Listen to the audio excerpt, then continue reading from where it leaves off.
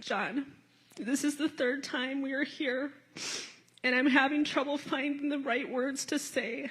After Dad passed, then Mom, us 4 kids said it's just us. We're in this together. And now you're gone, and my heart feels empty and shattered much of the time, but filled with hope knowing you are truly home and you're alive again. After all the pain and struggle you've endured, you're alive and with Jesus. My earliest memory of John was when I was just 8 or 9 years old. John's crib was in my bedroom, and I would wake up with him in the middle of the night, carry him around, and give him his bottle. The next memory involved some sort of club that centered around John, that Jenny and I formed in the back bedroom on the floor with him laying in between us as a 2-year-old. We called it the DD Club. Not sure why. You were always little DD or little Evers.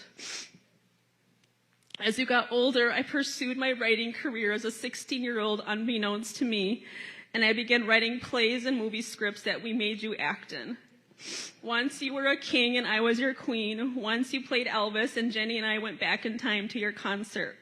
And once I made you dance and got mad at you because you never could quite get the moves down like Joanna, who was only 5 years old at the time. To this day, we have videos of your awkward dance moves even as an adult.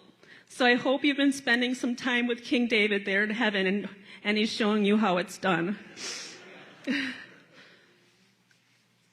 As you got older, I was a proud big sister and one of your biggest fans of all your music and bands. I have lots of scrapbook pages to prove it. You even wrote me a song after we lost our first baby, Naomi. But as I was thinking over your life as an adult, the biggest thing that has stuck out to me is when you designed a sweatshirt for me and gave it to me for Christmas. I'm an emotional person, but fairly awkward and dry when it comes to receiving gifts. And I think that was the first time I ever cried opening a gift. The shirt had a graphic of a Native American girl and said, "From awkward to art." At the time, I was writing on a blog, which I called, you guessed it, From Awkward to Art.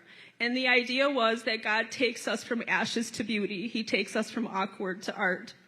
And the fact that you saw me there in my dreams and desires and saw me writing and made a shirt out of it made me cry. A couple years later, I came to church one Sunday, and you handed me a book you had ordered for me called The Artesian Soul, just because you said it seemed like something I'd like. And it blessed me so much that you saw me for who I was. You saw me as a creator, a writer, a reader, an artist, and you supported me in those little detailed ways. And so that is what I have to say that sticks out to me about you. You always see people. You made yourself aware of hurting people, and you showed people that you saw them, you cared, and Jesus loved them right where they were. John, it's no secret that much of your adult life was filled with struggles. Maybe people got frustrated with you. I know I did at times. Maybe people looked down on you because the battle of your mind often looked to others like it was one that you were losing. But when I look at your life, I see someone who was often hurting, felt alone, and dealing with these struggles, yet still made himself aware of what other people were going through. You loved Jesus, and you loved people, and even in your deepest pits, you tried your hardest to be aware of those around you and what they were going through. You stopped, and you took the time to pray with them and share the love of Jesus with them. One of my most recent conversations with you, just being your sister, I knew you were in a really rough place, but you stopped and asked if you could pray for me because I had injured my back.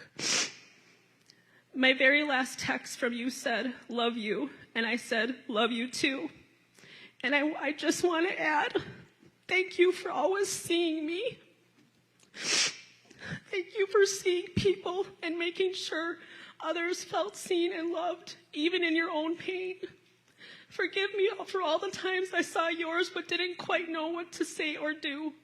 I always prayed though, John. I'll always love you. I'll miss your laugh, your videos you sent me, your King of Queens and Friends references and jokes, your ugly dances, and I'll just miss my little Ebers, my Johnny Rockin' Rouse. Like John, May we all try to be a little more aware of those around us that are hurting. May we have more compassion and less assumptions. May we reach out more, hug more, ask people if they need prayer or someone to talk to. May we end our conversations with love you or love you too.